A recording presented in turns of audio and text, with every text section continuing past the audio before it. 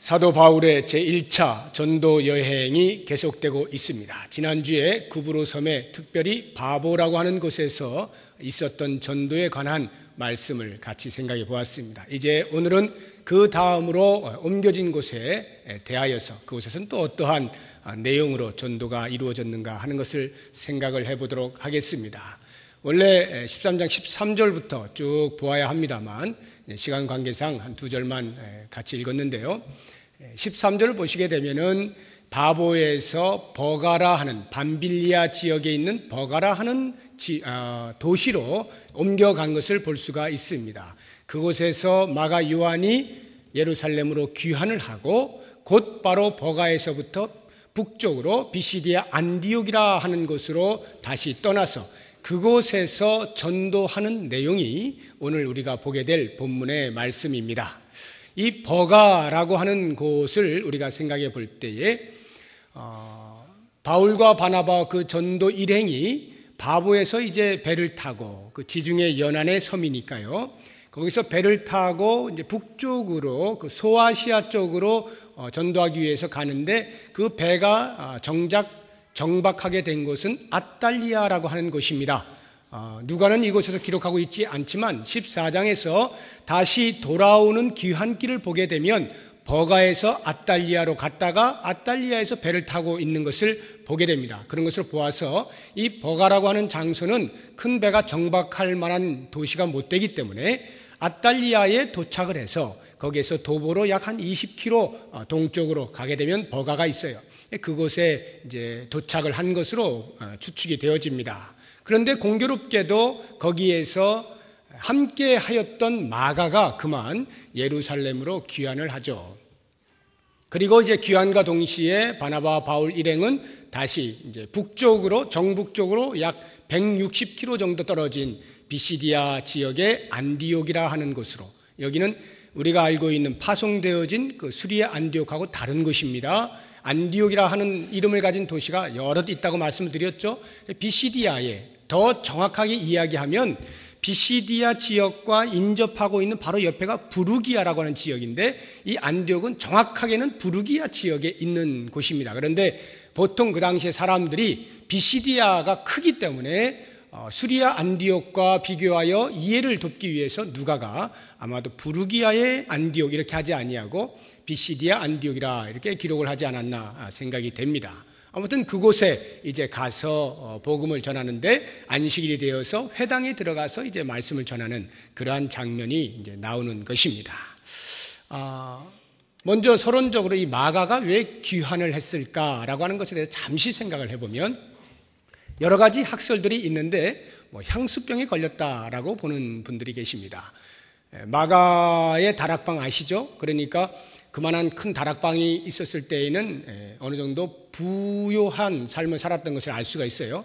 그러니까 그런 예루살렘에서 부한 삶을 살다가 선교지에서 막상 어렵게 살아가는 그 삶을 경험했을 때에 고향에 가고 싶다라고 하는 향수병에 걸릴 만도 하겠죠.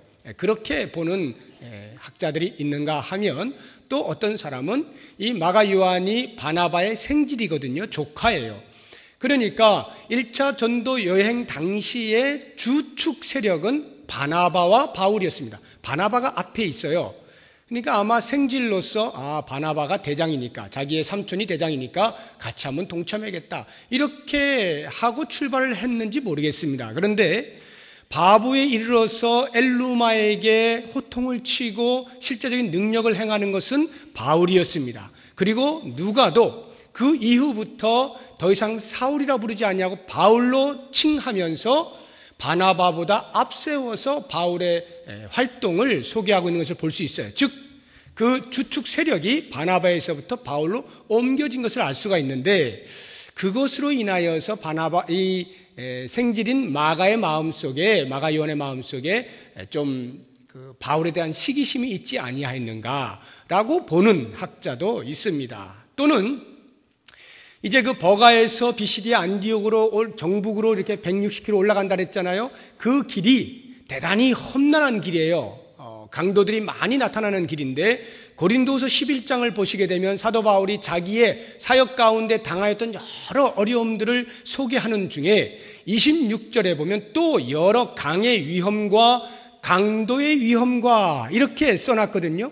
거기에 그 강도의 위험을 당한 것이 바로 이 버가에서부터 비시디의 안디옥까지 가는 그 길 중에 있었을 것이다, 경험했을 것이다 라고 추측들을 하거든요. 그만큼 그 길이 험난하고 어려운 것입니다. 그런 것을 예상한 마가 요한이 야, 이거 선교가 보통 일이 아니구나 라고 하면서 앞으로 펼쳐지게 되어질 그 고난스러움에 대하여 두려운 나머지 예루살렘으로 돌아갔을 것이다, 이렇게 보는 학자들도 있고요. 조금 더 유력한 추측이 있다면 그것은 마가 요한이 버가에서 모기에게 물려가지고 말라리아에 걸렸다라고 하는 것입니다. 말라리아에 걸려서 더 이상 사역을 할 수 없게 되어서 고향으로 돌아갔다는 것인데, 이것에 대하여서 근거로 우리가 찾아볼 수 있는 내용들이 뭐냐 하면, 이들이 아탈리아라고 하는 곳에서 도보로 버가까지 왔다라고 할 때에는 적어도 버가에서 뭔가 전도 활동을 하려고 했던 것 아니겠습니까? 그런데 그러한 기록이 전혀 없이 곧바로 비시디의 안디옥으로 올라가고 있는 것으로 보아서는 필연코 버가에서 전도할 수 없는 상황이 발생했음을 가능케 하는 것입니다. 다시 말하면 14장 뒤쪽을 가시면 귀환하는 그 경로도 보여주고 있는데 다시 버가에 와서 복음을 전하는 일이 기록이 되어 있거든요. 그런 것으로 볼 때는 이 버가에서도 분명히 복음을 전할 것이었는데 하지 않냐고 곧바로 올라간 것은 바로 이와 같이 말라리아가 만연해 있었기 때문에 바나바와 바울이 마가 요한처럼 말라리아에 걸리기 전에 빨리 일단 다른 곳으로 가서 복음을 전해야 되겠다라고 하는 것으로 인하여서 버가에서 전도한 기록이 없지 않느냐. 그러니까 마가 요한은 아마도 말라리아에 걸렸을 확률이 높다. 그래서 예루살렘으로 돌아갔을 것이다. 이렇게 보는 학설들이 있습니다. 아무튼 제가 여러 가지를 소개했습니다만 중요한 것은 15장을 가보시게 되면 누가의 기록에 의하여 바울이 매우 심기가 불편했어요. 이 일로 인하여서. 그래서 2차 전도 여행을 떠날 때에는 바울은 마가 요한을 데리고 가지 않기를 원합니다. 이미 한번 실패한 사람이다, 이렇게 여긴 것이죠. 그렇게 볼 때에 어떠한 이유가 되었든지 선교사로서의 기본적인 자질에 있어서 조금 미흡했다 하는 것만큼은 틀림이 없는 것 같습니다. 왜냐하면 어찌되었거나 바나바와 바울은 계속하여 선교 활동을 하는 것 아닙니까? 그거에 비해서 요한은 돌아가잖아요. 이렇게 해서 아무튼 이제 바나바와 바울은 비시디아 안디옥으로 출발을 합니다. 그래서 그 험난한 길을 다 겪고 나서 도착을 해서 안식일이 되자마자 그들이 찾아간 곳이 바로 회당입니다. 이미 지난주에도 제가 말씀을 드린 것처럼 회당이라고 하는 것은 예루살렘을 떠난 유대인들이 각각의 위치에서 일정 숫자의 유대인들이 모이게 되면 그들은 반드시 회당을 지었어요. 그리고 그 회당을 중심으로 신앙생활을 한 것뿐만 아니라 삶 전체를 나누는 신앙 공동체의 어떤 핵심으로서 회당이 역할을 한 것입니다. 그래서 이 비시디아에 있는 안디옥이라고 하는 도시에도 그 회당이 있었던 것이죠. 그런데 이제 15절 16절을 보시게 되면 회당에서 무엇을 하는가 하는 것에 대한 회당의 풍경이 간단하게나마 스케치가 되어 있습니다. 보시게 되면 모세의 율법과 선지자의 글을 읽습니다. 그리고 그걸 누가 관장을 하느냐면 회당을 지키는 회당장이 있어요. 여기는 회당장들이라 이렇게 여러 명을 이야기하고 있는데, 회당장들이 자, 당신 이번에 성경을 좀 읽어주시오. 낭독자를 정합니다. 그리고 나면은 그 모인 무리들 가운데에서 이제 랍비죠. 랍비들 가운데에서 회당장이 임명을 해요. 이번 주에는 당신이 좀 강론을 해주시오. 이렇게 하면 이제 그 사람이 강론을 하고 다른 사람은 다 듣는 것입니다. 이러한 신앙의 행위를 하고 있었는데, 때로 나그네들이 많이 돌아다니지 않습니까? 그러면서 회당에 들어오게 될 때에 회당장이 유심히 보고는 그 나그네들 가운데에서 좀 범상치 않게 여겨지는 사람들, 눈을 탁 보면 알잖아요. 그런 사람들에게 부탁을 할 때가 있어요. 초청을 하여서 당신이 좀 말씀을 전하시겠습니까? 이렇게 초청해서 응하면 그 사람이 말을 하게 되는 것입니다. 이 바나바와 바울이 그 비시디 안디옥의 회당에 들어가게 되었을 때에 아마도 회당장들이 눈여겨보니 범상치 않아 보였던 모양이죠. 바나바는 레위 족속인데다가 바울은 이미 가말리엘 문화에서 많은 그 유대 학문들을 익히지 않았습니까? 그러니까 아마 겉으로도 조금은 냄새가 났으리라 하는 생각이 듭니다. 그래서 그 회당장들이 사람을 시켜 그들을 초청했을 때에 바울이 나서서 모여있는 그 사람들에게 강론을 하게 되는 것이 17절부터 41절까지의 말씀입니다.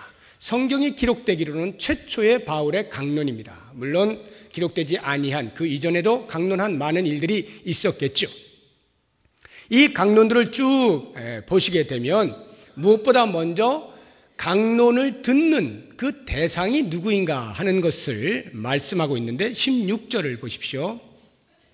바울이 일어나 손짓하며 말하되 이스라엘 사람들과 및 하나님을 경외하는 사람들아 들으라. 여기 두 종류의 사람을 말하죠. 이스라엘 사람들과 하나님을 경외하는 사람들, 이렇게 두 종류를 따로 말을 하고 있는데 우리가 얼핏 생각하기에는 하나님을 경외하는 사람들이 이스라엘 사람들, 유대인들 아니냐 이렇게 보기 쉬운데 그렇지 않고 누가의 어법 가운데 필체 속에서 나타나는 특징 중에 하나가 하나님을 경외한다라는 표현을 쓸 때는 그 사람들은 전부 이방인으로서 유대교에 온 사람들, 개종을 했거나 아니면 하나님에 대하여 지극한 관심을 가진 사람들을 표현할 때 이러한 관용적인 표현을 씁니다.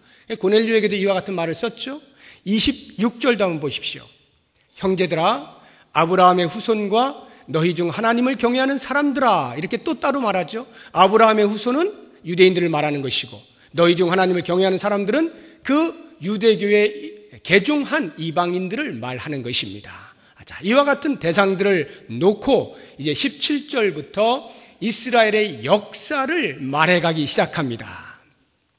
22절까지, 23절까지가 그 이스라엘의 역사를 간략하게 말하고 있는데 아브라함을 선택한 것으로부터 시작해서 애굽 땅에서 인도에 내신 하나님, 그리고 광야 40년 동안 참으시면서 그들을 훈련시키시고 결국에는 가나안 땅에 들어가게 하실 때에 7 족속을 다 멸하시고 땅을 기업으로 나누어 주시는 하나님, 그리고 그곳에서 여호수아가 죽게 되자 사사를 일으키셔서 때를 따라서 구원을 베푸시는 하나님, 그와 같은 것들을 설명을 하고 21절부터 보면 사무엘 선지자가 등장한 이후에 결국 이스라엘 백성들이 주변 나라들을 보니 왕이 있어요. 그래서 우리도 왕을 구해야 되겠다 해서 사무엘에게 왕을 구함으로 하나님께서 허락을 하시죠. 최초의 왕으로 등극한 자가 사울이었습니다. 그 사울이 40년간 통치했으나 하나님의 뜻에 합당치 못한 거로 하나님이 그를 패하시고 그 다음 2대 왕인 다윗을 세우셔서 그때로부터 하나님께서 약속하신 대로 다윗의 씨 가운데에 구원자를 베푸실 것을 약속하십니다. 그리고는 23절에 보면 하나님이 약속하신 대로 이 사람의 후손에서 이스라엘을 위하여 구주를 세우셨으니 곧 예수라, 예수님을 소개하는데 다윗 이후 솔로몬 왕으로부터 르호보암과 여로보암, 북이스라엘과 남유다의 각각 19대, 20대 왕들에 대한 모든 왕정 정치 기간을 싹 빼고 다윗에서 곧바로 예수께로 넘어가는 그러한 간략한 역사를 그들에게 말해 줍니다. 그리고 24절, 25절을 보면 그 예수님이 오시기 직전에 등장한 세례 요한에 대하여서 말하고 26절부터 이하에 쭉 보시면 예수 그리스도에 대하여서 구세주로 여기지 아니하고 오히려 십자가에 못 박는 죄를 범한 이스라엘의 죄를 지적을 합니다.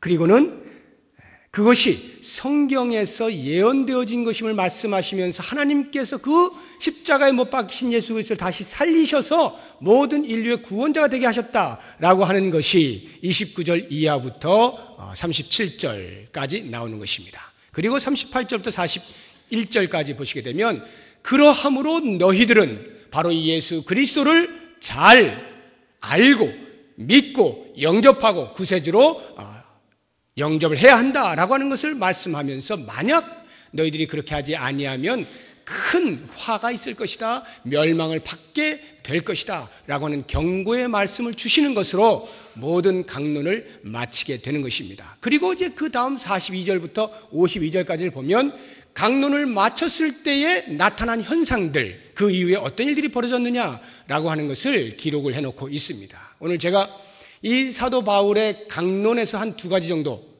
그 강론이 담고 있는 메시지가 무엇이냐라고 하는 것 두 가지 정도로 추격해서 말씀을 드리고, 그 이후에 강론이 끝난 다음에 어떤 일이 벌어졌느냐 하는 것을 말씀하는 것으로 오늘 말씀을 마치도록 하겠습니다. 자, 가장 먼저 이 사도 바울의 강론 가운데서 우리가 놓치지 말아야 할 메시지가 있다면 그것은 역사의 주관자가 여호와 하나님이시다라고 하는 사실입니다. 역사의 주관자가 여호와 하나님이십니다.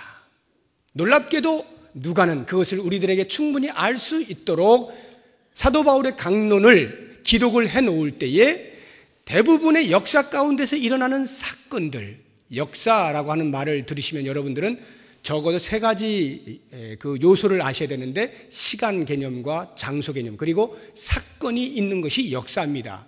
그 역사, 사건들이 시간과 장소 속에서 흐르고 생겨난 그 모든 발생되어진 사건들의 주체를 누가가 대부분 하나님으로 기록하고 있는 것을 보실 수가 있습니다. 17절을 한번 보십시오. 이 이스라엘 백성의 하나님이 주어져. 21절 보세요. 그 후에 그들이 왕을 구하거늘 하나님이 베냐민 지파 사람 기스의 아들 사울을 40년간 주셨다.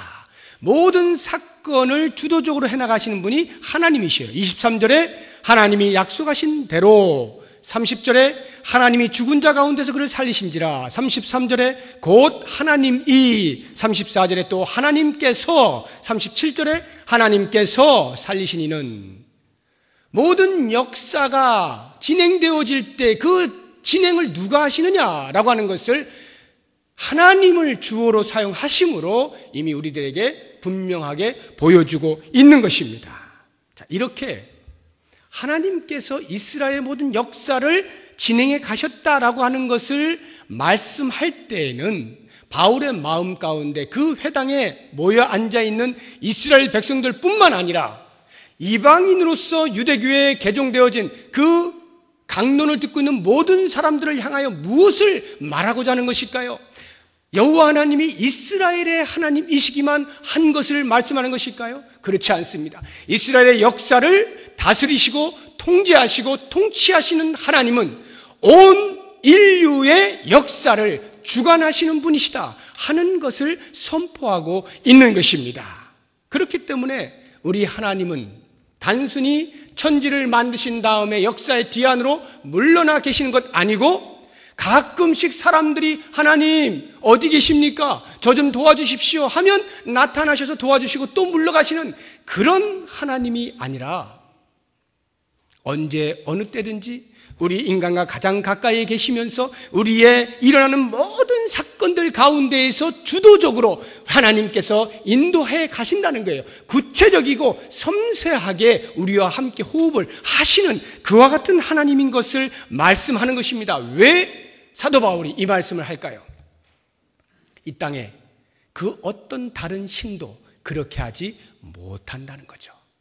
어떤 신도 인간의 구체적인 역사 가운데 들어와서 그 역사를 진행해 나가지 못하는 것입니다.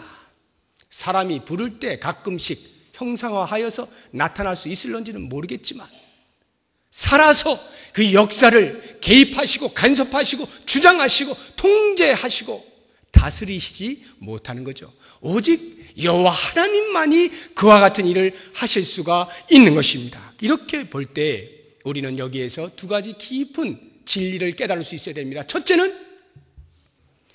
기독교를 이해할 때 바로 이렇게, 기독교의 이해는 종교적인 관점에서 종교적인 접근으로서 이해되어지지 아니하고 오직 역사적으로만 접근할 때에 기독교를 바르게 이해할 수 있는 것입니다.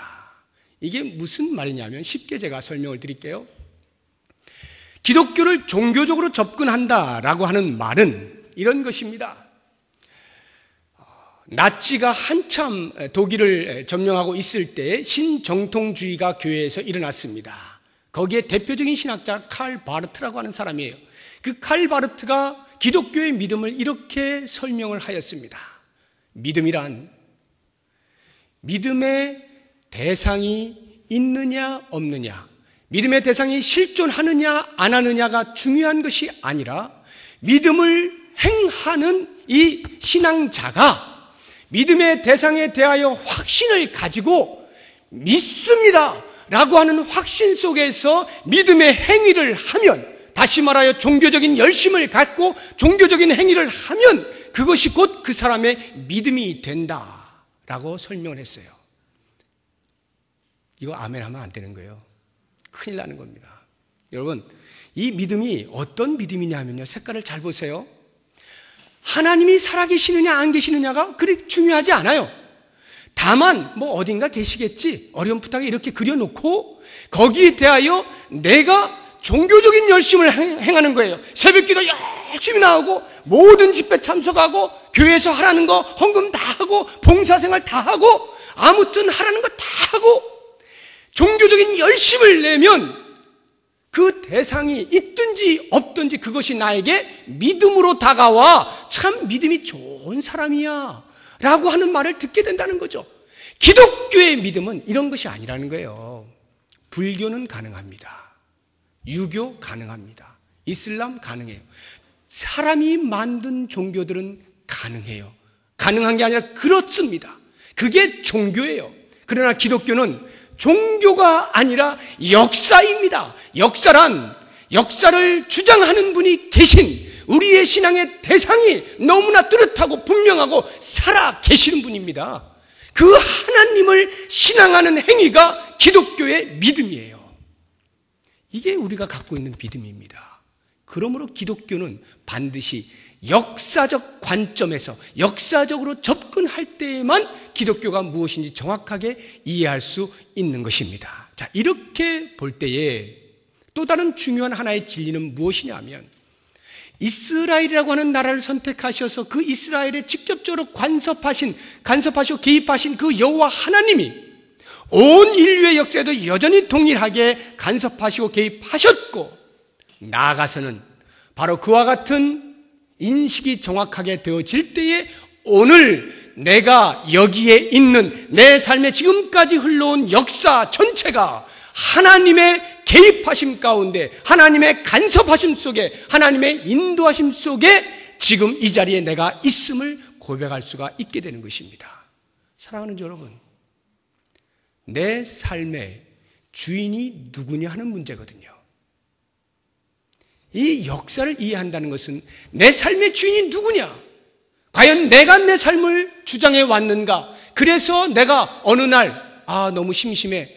다른 사람들은 교회 다니고 즐겁게 지낸데 나도 좀 종교 하나 있으면 좋겠어. 그래서 나 그럼 기독교 들어갈게 하고 내가 선택한 나의 삶 가운데 하나로서 종교가, 기독교가 나에게 다가온 것이냐? 그렇지 않다는 거예요.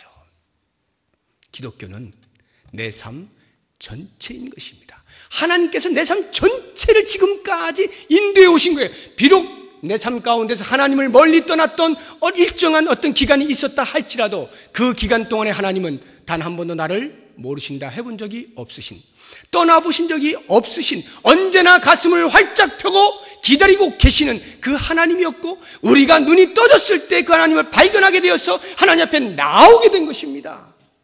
하나님의 살아계심은 내 삶의 역사 단 한순간도 놓치지 아니하시고 계속하여 나를 인도해 오셨음을 우리가 기억해내는 것, 우리가 인식해내는 것, 이것이 바로 살아있는 신앙, 기독교인 것입니다. 그렇게 볼 때에 이제 우리가 바울의 강론 가운데 또 하나를 보아야 하는 것은, 그렇게 인류의 모든 역사를 통치하시고 주장하시고 주권을 가지시고 행하시는 그 하나님이 어떠한 하나님이신가 하는 부분입니다.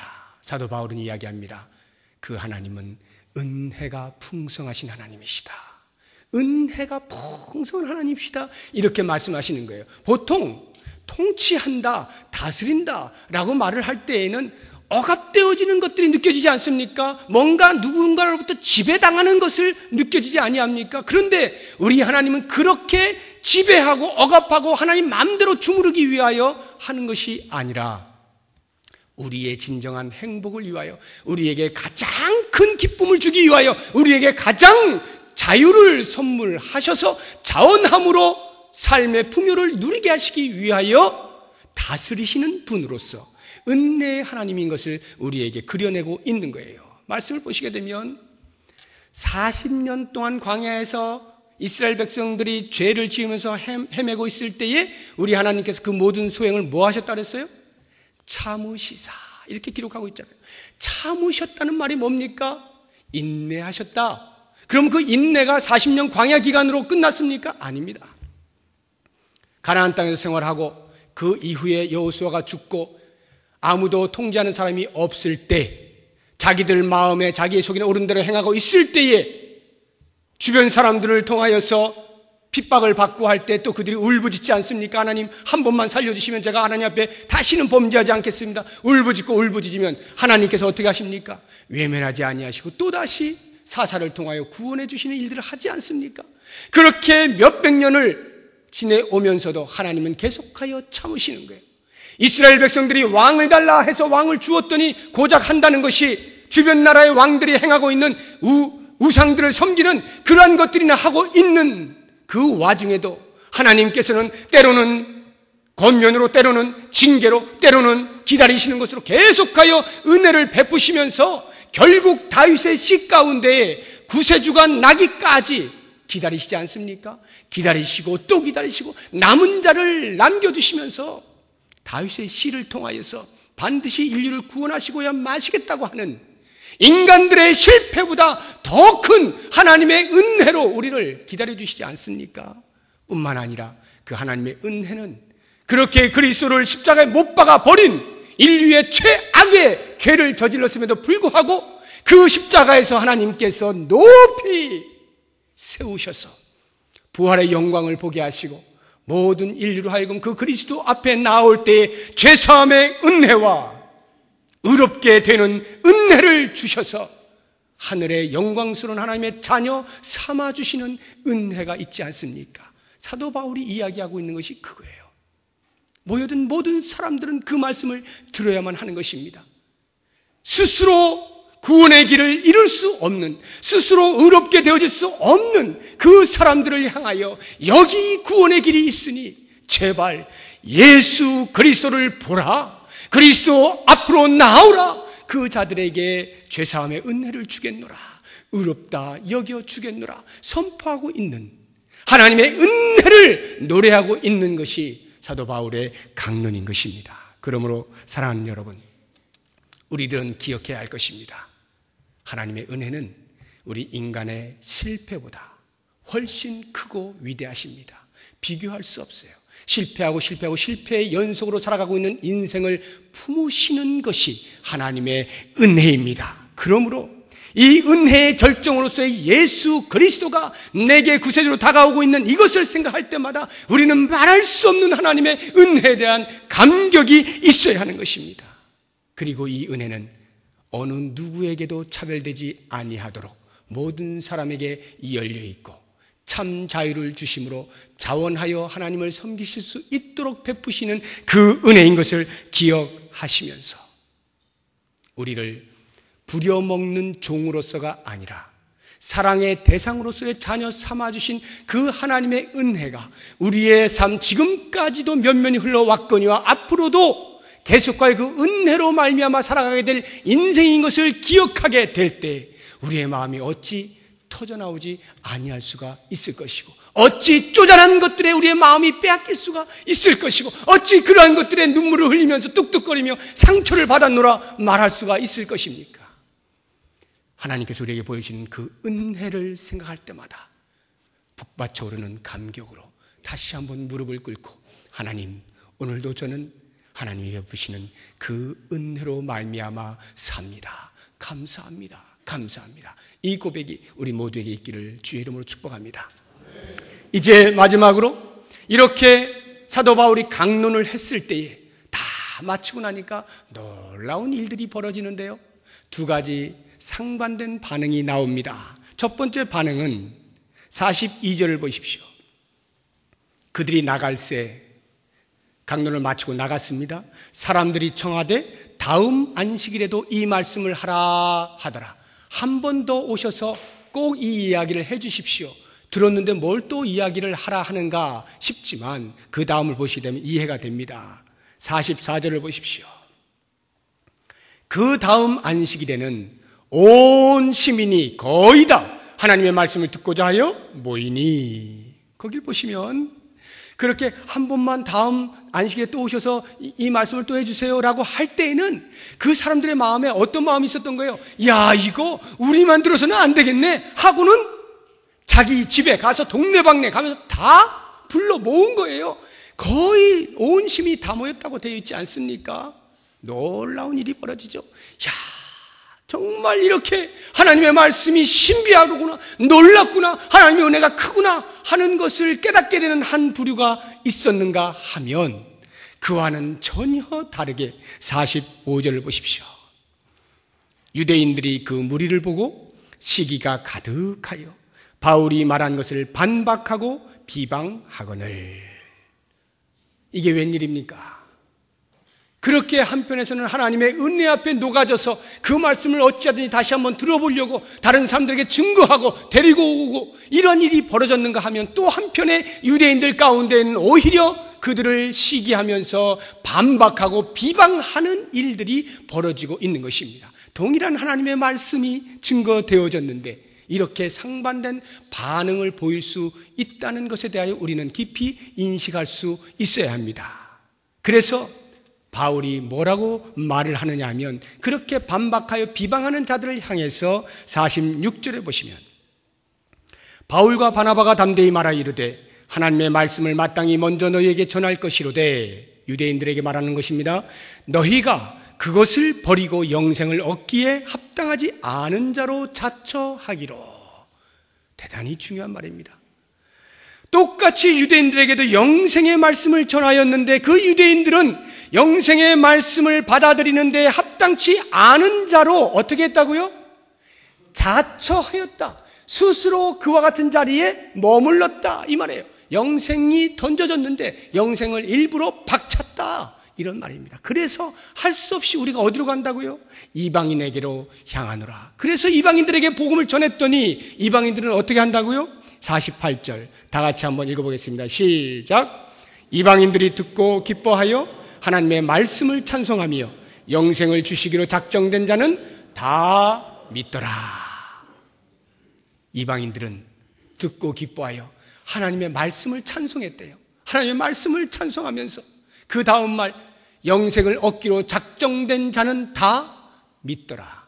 이게 우리 칼빈의 예정론을 근거해주는 대표적인 그 근거 구절이에요. 믿기로 작정된 자는, 영생을 얻기로 작정된 자는 다 믿더라. 그래서 우리 마음 가운데 이 예정론에 대해서 늘 끊임없이 질문하시는 분들의 질문이 이겁니다. 여러분들도 지금도 아마 그 생각하고 계실지 모르겠어요. 야, 그럼 저 사람들은 이미 영생을 얻기로 작정된 자야. 그래서 구원을 얻었는데, 그러면 반대로 이야기하면 영생을 얻기로 작정되지 않은 사람도 있지 않겠느냐 해서 그 영생을 얻지 못한 자의 책임을 누구에게 전가하는 거예요? 작정을 하신 하나님에게 두려고 하는 오해를 자꾸 하는 것입니다. 바로 그 오해 때문에 사도 바울이 미리 46절에 말씀하고 있지 않습니까? 유대인들을 향하여서 영생을 얻는 데 합당한 자로 그 자리에 박차고 나가는, 영생을 얻는 데 합당치 아니한 자로 자처하는, 자처가 뭡니까? 스스로 결정했다 이 말이에요. 영생을 얻기로 작정되지 아니한 것이 하나님의 작정 때문이 아니라 사람의 그 선물을 박차는, 차버리는, 거부하는 그 자유의지로 말미암았다라고 말씀을 하고 있음으로써 우리들에게 이제 이해를 돋구기를, 구원 얻음은 하나님의 작정되신 그 작정하심과 인간이 그 구원을 받아들이는 인간의 자유의지가 만나는 자리에서 일어나거나 일어나지 않거나 하는 것임을 알게 되는 것입니다. 우리가 이 신비는요, 천국 가면 금방 알게 돼요. 아, 이게 이런 뜻이었구나 하는 것을 알게 되어지는데, 하나님의 작정하심과 인간의 받아들이느냐 거부하느냐의 그 만남 속에 구원이 일어나게 되는 거예요. 유대인들은 그 구원을 발로 차버린 거죠. 이방인들은 그것을 받아들이면서 기쁨으로 감사하고 하나님의 말씀을 찬송했다, 이렇게 말하고 있는 것입니다. 이제 종합해서 보게 되면 사도 바울이 비시디아 안디옥에서 전도를 했을 때에 그 결과로서 이제 49절, 50절, 51절, 52절을 보시게 되면 49절에 뭐라고 나옵니까? 주의 말씀이 그 지방에 두루 퍼지니라. 말씀이 편만하게 증거되어지는 모습을 보여주고 있습니다. 그렇죠. 전도를 하면 당연히 그 전도한 만큼 말씀이 증거가 되어지는 것이죠. 그런데 그 다음을 보시게 되면 놀라운 일이 벌어집니다. 50절에 이에 유대인들이 경건한 귀부인들과 그 신의 유력자들을 선동하여 바울과 바나바를 박해하게 하여 그 지역에서 쫓아냈다, 이렇게 나와 있습니다. 복음을 증거하면 그래서 이제 사도 바울이 사람들로부터 칭찬을 받고 존경을 받고 이렇게 되면 이야기가 좀 더 부드러울 것 같은데, 오히려 반대하는 사람들에 의하여서 박해를 받고 쫓겨나게 됐다. 실컷 복음을 전했더니 복음은 편만하게 왕성하게 펼쳐지고 있는데 정작 복음을 전하는 전도자는 박해를 받고 어려움을 당하고 그 지역에서 쫓겨나는 신세가 되어지는 아이러니가 발생을 한 것입니다. 그런데 더 놀라운 것은 그 아이러니에 또 다른 아이러니가 발생하게 되는데 그것이 52절이에요. 제자들은, 여기 제자들이 바나바와 바울을 포함한 그 전도팀을 말하는 것입니다. 제자들은 그렇게 박해를 받았음에도 불구하고 그 지역에서 쫓겨났음에도 불구하고 뭐라고 되어 있습니까? 기쁨과 성령이 충만하니라. 또 다른 아이러니가 발생하는 거죠. 박해를 받으면 아이고 죽겠다 이렇게 나와야 되고 아이고 이제 그만해야 되겠다, 이게 정상인데 이 전도팀들은 오히려 박해를 받고 쫓겨나는 행위를 당함으로써 마음 가운데 기쁨과 성령이 충만했다라고 기록을 하고 있는 거예요. 이런 아이러니가 어디 있어요? 복음을 전하면 존경을 받는 것이 정상이고, 그렇게 되어지면 그 존경 때문에 마음에 기쁨이 생기고 성령도 충만하고, 이게 정상인데 계속해서 아이러니가 일어나는 거예요. 복음은 편만하게 펼쳐지는데 복음 전도자는 핍박을 받고 쫓겨나는 그 과정 속에서도 오히려 전도자들은 마음에 기쁨이 넘치고 성령이 충만하고, 이게 무슨 일입니까? 이게 복음이라는 거예요. 복음은 이렇게 사람과 관계없이 하나님의 일이 이 땅을 향하여 도도하게 진격한 것을 우리에게 보여주고 있는 것이에요. 그리고 그 복음을 정확하게 이해한 사람은 자기의 형편과 처지와 관계없이 그 복음이 편만하게 펼쳐지는 그 사실 하나 때문에 마음에 말할 수 없는 기쁨이 있고, 그것으로 인하여 오히려 더 성령으로 충만할 수 있는 것을 보여주는 것입니다. 오늘 이 말씀 가운데 한 사람의 전도자로 살아가는 우리의 인생을 한번 돌아보아야 하지 않겠습니까? 과연 내가 복음을 전할 때 나는 무엇을 보상으로 바라고 하는가? 우리의 상식이 아니죠. 박해를 보상으로 받고 있는 모습 아닙니까? 그럼에도 불구하고 그들이 가지고 있었던 게 뭐예요? 마음의 기쁨. 아무도 빼앗지 못하는 하나님께서 주시는 마음의 기쁨, 평안, 감격, 감사, 그것이 그들의 마음을 지배하고 있었고 그것이 곧 성령의 충만함인 것을 우리에게 말해줍니다. 오늘 이 말씀을 통하여서 다시 한번 내 삶을 돌아보면서 은혜로 구원하여 주신 하나님을 위하여 그 거룩한 사역에 동참케 하여 주신 그 은혜 때문에 내가 주의 말씀을 증거하며 살아가게 될 때에 바로 이와 같은 그 누구도 빼앗지 못하는 하늘로부터 내려오는 놀라운 기쁨과 위로와 평안과 감사로 성령 충만의 삶을 살아 하나님께 영광을 돌리는 저와 여러분이 되시기를 주의 이름으로 축복합니다. 기도하겠습니다. 아버지 하나님, 나 같은 죄인을 살려주시니 참 감사합니다.